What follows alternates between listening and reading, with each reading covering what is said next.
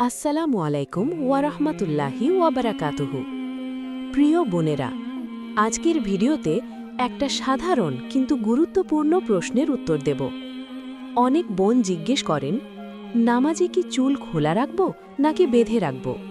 চুল বাঁধা থাকলে কি নামাজ হবে? খোলা চুলে নামাজ পড়লে কি সোয়াব বেশি? প্রিয় বোনেরা, এই প্রশ্নগুলোর সঠিক উত্তর অনেকেই জানেন না। আজকে সহি হাদিস ও আলেমদের মতের ভিত্তিতে সম্পূর্ণ উত্তর দেব। চলুন শুরু করি। বিসমিল্লাহ। অংশ ১, নামাজে চুলের বিষয়ে মূল নিয়ম কি? প্রিয় বোনেরা, সবার আগে মূল নিয়মটা জানি। নামাজে নারীর পুরো শরীর ঢাকা ফরজ, মুখমণ্ডল ও কবজি পর্যন্ত হাত ছাড়া। চুলও শরীরের অংশ, তাই চুল ঢাকা ফরজ। চুল যদি একটুও বাইরে বের হয়, নামাজ হবে না, এটা সবাই জানেন। কিন্তু প্রশ্ন হলো, চুল ঢাকা থাকলে সেটা খোলা রাখবেন নাকি বেঁধে রাখবেন? প্রিয় বোনেরা, এখন মূল প্রশ্নের উত্তর। চুল বেঁধে নামাজ পড়া জায়েজ, কিন্তু এখানে একটা গুরুত্বপূর্ণ হাদিস আছে। রাসূল সাল্লাল্লাহু আলাইহি ওয়াসাল্লাম বলেছেন, ৩ ধরনের মানুষের নামাজ কবুল হয় না। তার মধ্যে একজন হলো যে মহিলা চুল বেঁধে নামাজ পড়ে। এই হাদিসটি অনেক জায়গায় বলা হয়, কিন্তু প্রিয় বোনেরা, এই হাদিসটি সহি নয়, এটি দুর্বল বর্ণনা। মুহাদ্দিসরা এই হাদিসকে দুর্বল বলেছেন। তাহলে সহি হাদিসে কি আছে? রাসূল সাল্লাল্লাহু আলাইহি ওয়াসাল্লাম বলেছেন, আল্লাহ বালেগা মহিলার নামাজ কবুল করেন না যত না সে ওড়না পরে। আবু দাউদ ও তিরমিজি, সহি।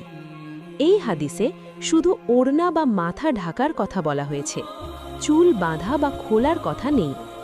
অংশ ৩, চুল বেঁধে নামাজ পড়লে কি সমস্যা? প্রিয় বোনেরা, তাহলে চুল বাঁধা নিয়ে সমস্যা কোথায়? আলেমরা বলেছেন, চুল বাঁধা নামাজের জন্য হারাম নয়, নামাজ হবে, কিন্তু একটি মাকরু বিষয় আছে। রাসূল সাল্লাল্লাহু আলাইহি ওয়াসাল্লাম পুরুষদের সম্পর্কে বলেছেন, আমাকে 7টি হাড়ের উপর সিজদা করতে বলা হয়েছে এবং আমি যেন চুল ও কাপড় না গোছাই।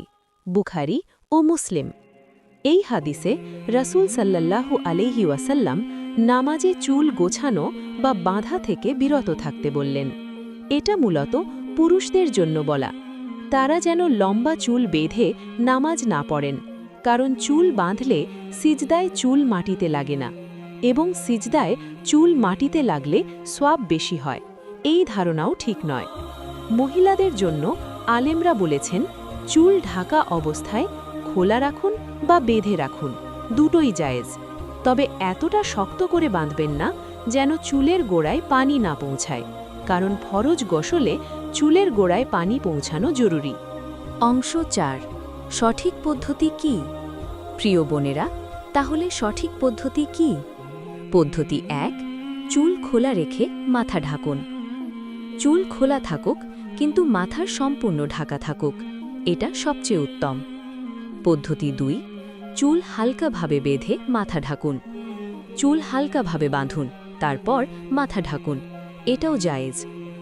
পদ্ধতি ৩, চুল খোপা করে মাথা ঢাকুন।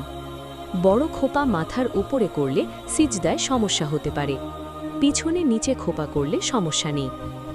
যা করবেন না: ১, এত শক্ত করে চুল বাঁধবেন না যেন মাথায় চাপ লাগে এবং সিজদায় মনোযোগ নষ্ট হয়। ২, মাথার উপরে বড় খোপা করবেন না, এতে মাথার সৌন্দর্য বেড়ে যায়, যা মাকরুহ। রাসূল সাল্লাল্লাহু আলাইহি ওয়াসাল্লাম বলেছেন, সেই মহিলারা জান্নাতে যাবে না যারা পোশাক পরেও উলঙ্গ এবং মাথার উপরে উটের কুজের মতো চুল বাঁধে। মুসলিম। এই হাদিস বাইরে চলার সময়ের জন্য, তবে নামাজেও এই ধরনের চুল বাঁধা উচিত নয়।